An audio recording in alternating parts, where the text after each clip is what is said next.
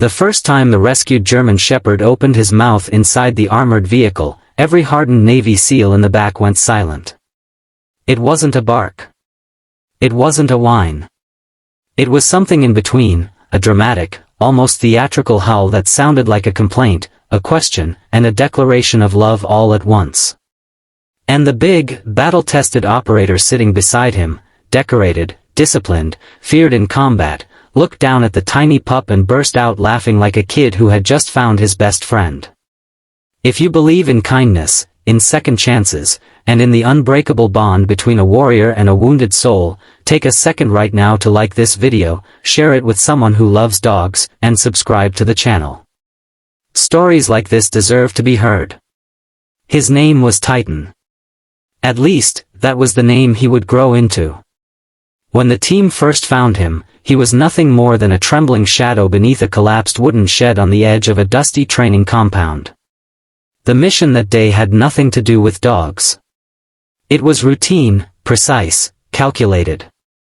But as the convoy prepared to move out, a faint, persistent sound cut through the engine noise. A strange, raspy chatter echoed from somewhere near the debris. Most of the men assumed it was wind scraping against tin. One of them, Chief Petty Officer Marcus Hale, knew it wasn't. Marcus had spent over a decade in the teams. He had survived deployments that had taken friends from him. He had learned to shut down parts of himself to keep moving forward. But he had never lost the instinct to listen. And what he heard that day wasn't fear. It was stubbornness. He followed the sound and found a pair of bright, defiant brown eyes staring back at him through splintered wood. The German Shepherd pup couldn't have been more than 3 months old. His fur was matted, ribs faintly visible, paws oversized for his fragile frame. Yet when Marcus crouched down, the pup didn't retreat. Instead, he made that same strange, conversational noise, half growl, half mumble, as if scolding the world for leaving him there. The other SEALs gathered around, amused. One joked that the dog sounded like he had something important to say. Marcus carefully pulled apart the broken boards and extended a gloved hand. The pup sniffed it, tilted his head, and then did something none of them expected. He licked Marcus's knuckles and immediately began talking, again, louder this time, as if filing a formal complaint about his living conditions. That was the moment something shifted inside Marcus. The base veterinarian later confirmed what they suspected: abandoned, malnourished, dehydrated. Probably left behind by someone who couldn't care for him. The logical choice would have been to transfer the dog to a local shelter. Marcus, however, had already made up his mind before the vet finished speaking. He brought the pup home. The first night was chaos. Titan refused to sleep in the crate Marcus had carefully prepared. The moment the lights went out, the talking began. Long, dramatic groans. Short bursts of muttering. High-pitched protests that echoed off the walls of the small house. Marcus tried ignoring him. The noise only intensified. Finally, exhausted and slightly amused, Marcus moved the crate closer to his own bed. The sound stopped. Instead, Titan let out a soft, satisfied sigh, then another string of gentle murmurs, as if narrating his thoughts before drifting to sleep. Marcus lay awake staring at the ceiling, realizing that this dog didn't just bark. He communicated. He reacted.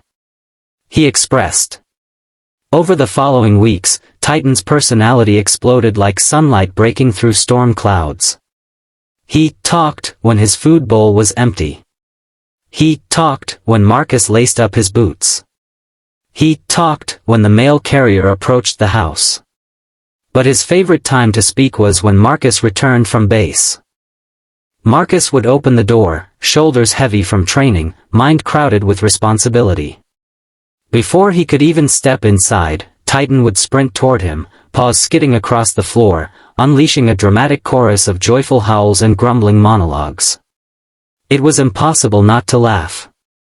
The dog would sit back on his haunches, ears alert, as if delivering a detailed report of everything that had happened in Marcus's absence. Neighbors began to recognize the ritual. Some would pause on evening walks just to hear Titan's daily speech. But what they couldn't see was what happened after the laughter faded. Marcus carried invisible weight. Years of deployments had etched tension into his posture. There were nights when sleep refused to come. Nights when memories surfaced uninvited. On those nights, Titan would quietly climb onto the bed, something he wasn't technically allowed to do, and rest his chin on Marcus's chest. He would make soft, rhythmic murmurs, almost like reassurance. The strange, comical, talking, transformed into something grounding, something healing. It wasn't long before Marcus began bringing Titan to base for specialized training. The pup showed remarkable intelligence. His focus was sharp, his instincts natural. But what truly set him apart was his emotional awareness. He seemed to read Marcus before commands were even spoken. During exercises, Titan would glance back constantly, checking in, ensuring connection.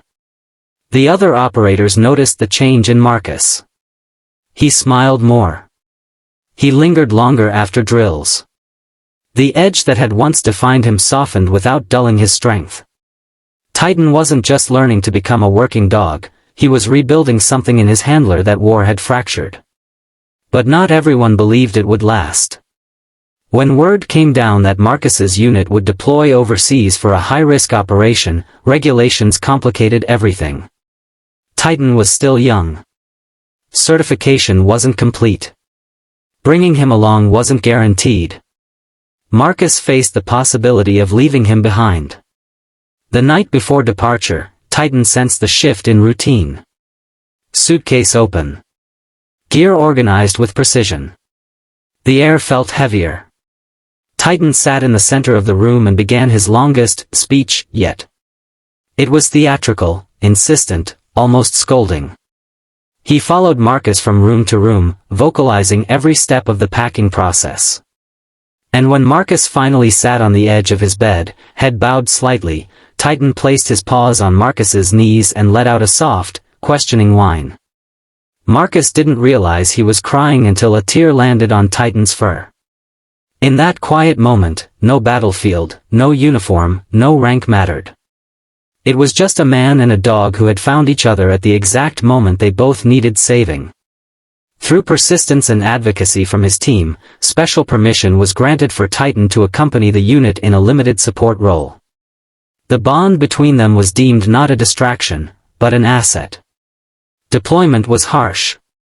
The environment unforgiving. Yet Titan thrived. His talking became something the entire unit looked forward to after grueling missions. Inside armored vehicles, surrounded by dust and tension, Titan would suddenly launch into one of his expressive monologues, causing battle-hardened men to shake their heads in disbelief and laughter. There was one mission, however, that tested everything. A routine patrol turned volatile when intelligence proved faulty. Chaos erupted. Marcus and his team found themselves pinned down in unfamiliar terrain. Communication lines crackled with urgency. Amid the noise, Titan's body language shifted from playful to razor-focused. His ears locked forward. Muscles tightened. He alerted before the threat fully emerged. That split second of warning changed the outcome. The team adjusted position, neutralized the danger, and avoided what could have been devastating loss. Later, as adrenaline faded and silence returned, Titan sat beside Marcus and let out a low, steady hum, almost like a grounding chant. Marcus pressed his forehead against the dogs and exhaled. Titan had once been a starving, abandoned pup beneath broken wood. Now he was a protector. A partner. A hero. When they finally returned home months later, the reunion felt surreal. Neighbors gathered. Friends cheered. But the most powerful moment came quietly, in the same small bedroom where Titan had once protested sleeping alone. Marcus removed his boots, sat on the bed, and Titan climbed up without hesitation. Instead of his usual dramatic speech, he simply rested against Marcus and released a long, contented sigh. The talking never stopped completely. Titan still voiced his opinions daily. He still delivered enthusiastic greetings and theatrical complaints. But beneath the humor was something profound. Every sound carried history. Survival. Loyalty. Love. Years passed. Scars faded but never disappeared. Titan matured into his name, strong and steady. Marcus eventually transitioned out of active duty, choosing a quieter life focused on training service dogs for veterans struggling with the same invisible battles he once faced. Titan became the ambassador. The proof. When skeptical veterans visited the program, Titan would sit in front of them and begin one of his gentle monologues, as if explaining that vulnerability wasn't weakness. That connection wasn't something to fear. Grown men who hadn't spoken about their pain in years found themselves smiling. Then laughing. Then, sometimes, crying. Because sometimes healing doesn't arrive in silence. Sometimes it arrives in the form of a dramatic, overly expressive German Shepherd who refuses to stop talking.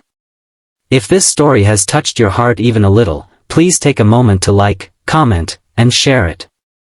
Your engagement helps more stories of hope and second chances reach people who may need them most.